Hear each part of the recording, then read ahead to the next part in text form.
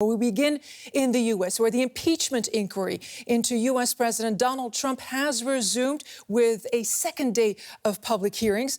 Well, today's session centers on testimony from Marie Yovanovitch. Well, the former U.S. ambassador to Ukraine was fired from her post in Kiev after coming under attack by Trump's personal lawyer, Rudolf Giuliani. Later, she was branded bad news by Donald Trump. And in her opening statement, Yovanovitch said she had no agenda other than to pursue the U.S. stated foreign policy goals. Take a listen.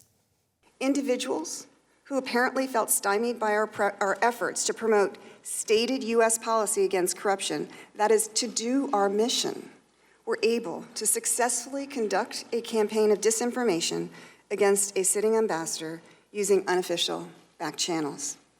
As various witnesses have recounted, they shared baseless allegations with the president and convinced him to remove his ambassador, despite the fact that the State Department fully understood that the allegations were false and the sources highly suspect.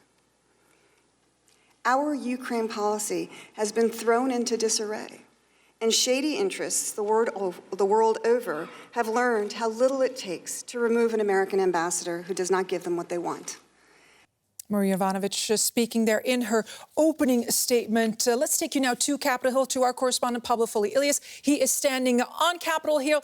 Pablo, first want to ask you, what struck you about her testimony?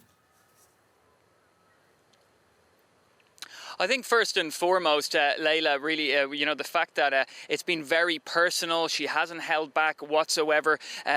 She was asked pretty in-depth questions about her time there in Ukraine, and also some of her answers were pretty, shocking to many people who were watching. In fact, one of the latest things that has happened is that when she was asked about President Trump's personal political interests and also Joe Biden, this, quid pro quo, which we've heard so much mentioned. It hasn't really been mentioned so much today, but she said that at the time of this phone call, referring to the phone call on July 25th, which is the center of all this quid pro quo, she said that she departed Ukraine 2 months prior. It wouldn't have been in her policy in May, she said. And also, she said, do they appear to you to benefit the president's personal political interests rather than the national interests? She responded with they could. Now, at the same time, we've been seeing how President Trump has been essentially live tweeting, quite intimidating tweets coming from him.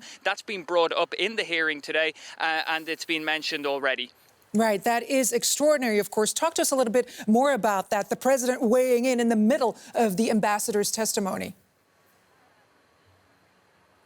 That's right. Now, President Trump has essentially been trying to discredit, the former U.S. ambassador, Marie Yovanovitch. And, of course, Adam Schiff, who is there on one of the main people who's asking these questions to Marie Yovanovitch, has said that, witness intimidation is something that is taken very seriously. But, President Trump has been sort of saying that anywhere that Marie Yovanovitch went, it was essentially a disaster.